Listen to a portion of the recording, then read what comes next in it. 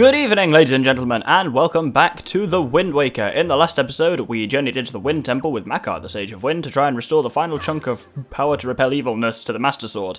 Unfortunately, Makar was brutally kidnapped by a group of Master Hands. Master Hands? That's bloody Smash Bros. Floor Masters. But, in doing so, he sacrificed himself to open this door, so I believe we should go through it. And here we find ourselves in the main room of the Wind Temple. As you can see, it's quite sizable. It's... Doctor, I'm over here! Don't know why he does. He changes his voice every damn episode. All of my voices do, pretty much. Well, let's go over and speak to him. Doctor!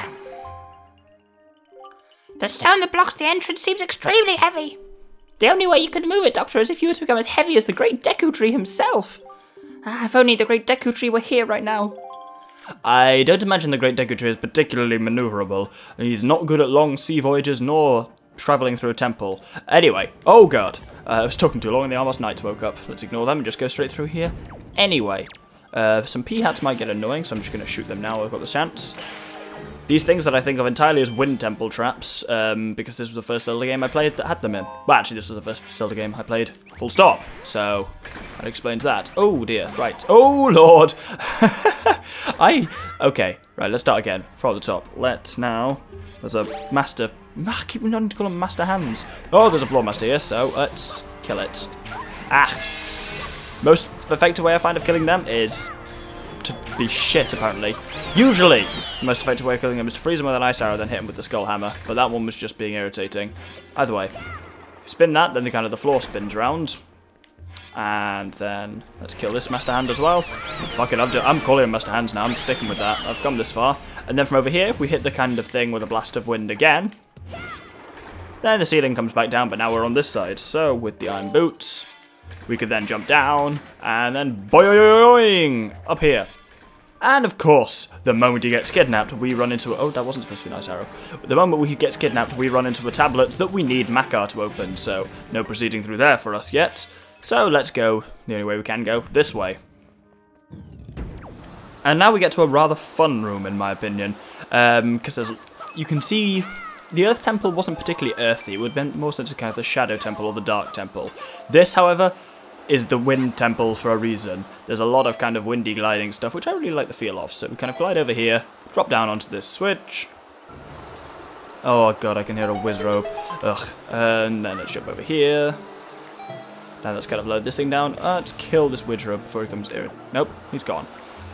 Get used to seeing Wizzrobes in this temple. There are a lot of them around. And these are only one type of Wizzrobe. There are actually 3 we come across. Curiously enough, those ones aren't called red Wizzrobes, even though they're red. All the other ones are named after their colours, but, well, there's a slightly weird thing which I'll talk about more when I get to it. But for now, I'm rambling.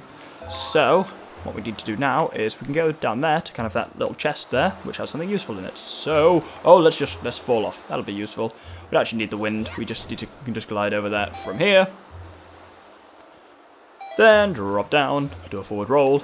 I really thought I was going to kick the chest again. That's become my thing, kind of accidentally kicking chests while trying to open them. Happens almost every episode, but we have the dungeon map, which is useful for me, less so for you, but hey, I like having it. So let's glide along here. It's a slight bugger to get back up if you ever fall off here, because you basically have to go right back to the beginning.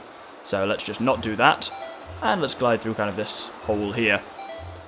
This bit you kind of need to snakey snake a bit to get through, so you do kind of go over here, then use this one for another boost. This is kind of like the Birdman competition, but less irritating actually. Then we can land successfully up here. Up here. It's really strange it feels to be doing a dungeon so soon after the last dungeon, because usually I take a massive, not intentionally, it just kind of always happens that after each dungeon there's loads of stuff we can do, but then it's the way I've kind of scaled it has basically meant that I've done pretty much everything now. Everything else I'm going to be doing like on the Great Sea is stuff to do with the Triforce pieces that the Great King of Red Lions was talking about. Other than that, I've kind of got everything, as you can see by the outrageous amount of hearts I have and stuff like that. And as you'll see by the visualizer when I pick stuff up, like it's pretty... I've got most of the stuff. So it's cool that I can just kind of go straight from dungeon to dungeon without having to have the kind of like gaps I have.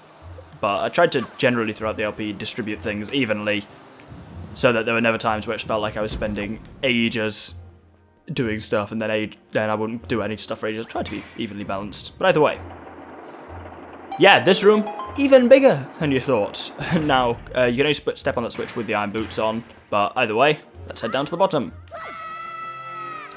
It'd be quick with the Gecko Leaf to avoid fall damage. So that door is locked. Then there are some seed things over there that we need Makar for, but this door's pretty much unlocked, so I'm gonna go through there. There's some peahats chasing me, but I don't give a shiny shite. Now this is a slightly strange room. Basically, there are these dancing spikes, which are kind of silly, and we can basically jump on one of these with the iron boots and we crash through the floor. And some choo-choos appear, so let's kill the little choo-choos. Get out of my way. And then what we need to do is, if you look into the ceiling, there's a hole there in the back, and this like spring thing is actually movable. So basically we just need to kind of push it there, and then we can use that to, in conjunction with the iron boots and the, what do they call it, the Wind Waker there, the Deku Leaf, to get up. But of course we've got no way up onto the spring thing, so we then need to kind of bring this other thing, box across. Chuck bloody Armos out the way, go away. You're getting in my way. And so when that's in position, you can then climb up it, climb onto the springamajig, and then boing. And you can open this chest, which has a small key inside it to open that locked door we just saw. That also causes the spikes to go away, but you'll see, there's a chest there. There's a blank space here. This one, when I was a kid, took me ages to figure out. Now I've kind of worked it out somewhat more. Basically, each time, what you have to do is crack through the wall and like the floor in all 5 spots there. It's a really strange thing. But yes, so that's 2 now, and you kind of go along that. Usually, each time you do it, an enemy spawns at some point. Oh, yep, now floor masters have appeared. You don't really have to fight them, so you can kind of just allow the enemies to build up down there. I think, because that was why choo-choos appeared on the first one. Then nothing, and then them, and then next time I believe we activate this one. You'd have to do them in any order, but I think when we activate this one... hello? Oh no, I've actually got to use the iron boots on it to like jump down on it. Yeah, that wakes up the Armos, but we'll ignore them for now. I'm faster than the floor master, so that's not a problem. And let's hop up here. And then we hop up here. And then we tread on this. And once more, no, not once more, actually, it's going to have to be twice more, because we've got one more thing to do. Hop on there, crash, and that causes a chest to appear. This one's a slightly more special looking chest, so that's pretty pimp. Oh, I said I wasn't going to say that again. Ow, and I haven't said it for weeks and weeks, but here we are. I've disappointed myself, which I'm disappointed by. That doesn't make any sense, Doctor. God, I'm talking so much shit this episode. Anyway, enough of my talking shit, let's just actually open up the chest and get something useful. Something useful. Good lord, that was a bad one. You got a treasure chart! You must have got used to this by now. Every dungeon, there are 2 treasure charts, one that leads to rupees, one that leads to a heart. I think I might have pointed that out a lot now, but hi. Hi? Hey, either way. We can now we've got the small key from there, which was the main reason for going in there, we can cross away and go into here now. Or not, we can roll into the wall, that works too. Pro tip, in a dungeon where it actually probably fades out and fades in between rooms, usually means something cool is about to happen. And indeed, something is.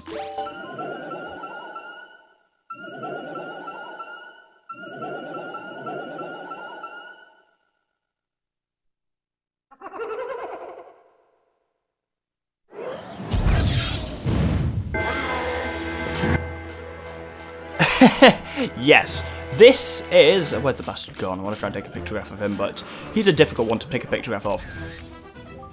Why doesn't that count? Come on.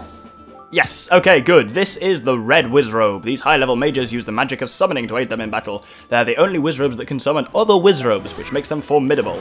They're also a bugger to take a pictograph of if you don't do it right away, because, yeah, they summon enemies, and the more enemies there are, there's a hell of a lot going on. Confusingly enough, they're called Red Wizzrobes when the normal Wizzrobes that we've seen so far this episode are red as well, and that one's not even particularly red. The strategy guide I had as a kid when I was playing this game referred to it as the Grand Wizzrobe, and to me that made a lot more sense. But generally, just whenever he appears, just put an arrow in him. Try and just take out the other things. There's actually 3 types of Wizzrobe, but weirdly enough only 2 figurines. Because there's him, the Red Wizzrobe, and then normal Wizzrobes, which can both wear either red or yellow, are just called Wizzrobes. Some slightly... Oh, trying to actually kill the Moblin now with it, but hey. That did some good damage to him. This is, of course, because he's a mini-boss, he's unusual in that most mini-bosses, like think of Stalfoss and Darknuts and stuff like that, you come across later at other dates. This is the only chance you ever have to get a picture of the Grand Wizzrobe, so I recommend doing it now. Oh god, he's summoning more. Good chance to get gold Darknuts as well, because I got mine from Ice Drink Isle, but you can get them here. Even though the one I got, weirdly enough, was red. There's 3 types of Darknut, we've got 2, but actually there are some kind of hybrids in between them, so like we got a red gold Darknut we got a gold Darknut that was actually red, stuff like that. It's slightly strange, and you can't always tell which figurine you're gonna get, but hey. Where's the, I haven't seen the actual man, there's the man himself. Oh, right in the face. Had to pause for a while before saying face. I really like the look of the Wizzrobes on that, and him especially, with that kind of like Aztec-y Mayan headdress, Incan, whatever it's supposed to be. Looks really cool. Still getting golden feathers. Not particularly useful, but hey, I wonder whether that was from the Peahats or the Kargarok. Either way, let's get something cool, because spiky chests, as we know, always mean something cool. You got the hookshot. It extends, it retracts, it latches onto things. What a cool invention. Set it to X, Y, or R, and then use it to shoot. I always start reading out the second part of the description and never do. Either way, yes. So, hookshot. Aims like that, so it's kind of, in a sense, almost like the grappling hook. Aim it at targets, and the kind of grappling hook icon appears. And then you can just, yeah, press the button to retract yourself into the target. So let's hit this with the skull hammer to let ourselves out again. And now we can do a lot more moving around the temple, because of course, there's not an easy way up from the bottom, as you saw. We fell down here and couldn't necessarily get back up. Now with the hookshot, we can do so. We can do so. We can. I don't know. That sounded really weird. That phrase for some reason. Oh well. Either way, we can just kind of slowly, basically wake our way up the wide of the womb. Oh, I've properly broken on some irreparable level. Mostly in the voice box region. Splat. Man, it's so good having bow and arrows. Once you got the hero's bow, I don't think you pretty much never ever use the what do I want to call it? Boomerang again, because the bow and arrow are just infinitely better. Now this bit, yeah, as you've seen, you kind of reach the uppermost point that you can grapple to, and you have to glide along here. But there's actually something else useful we can get here. It's not a treasure chart, even though it's that kind of chest. It is the compass. My brother always used to call them that as a kid, and the name kind of stuck for me. Because it is kind of ass, because it's kind of disappointing when you're like, ooh, I'm getting a cool treasure, and it's like, haha, no, surprise, compass, motherfucker. Which is slightly irritating. Let's put it on there. Because now we need to use the kind of good old iron boots and Deku leaf combo. Oh, no, we don't, actually. That's good. Let's put the...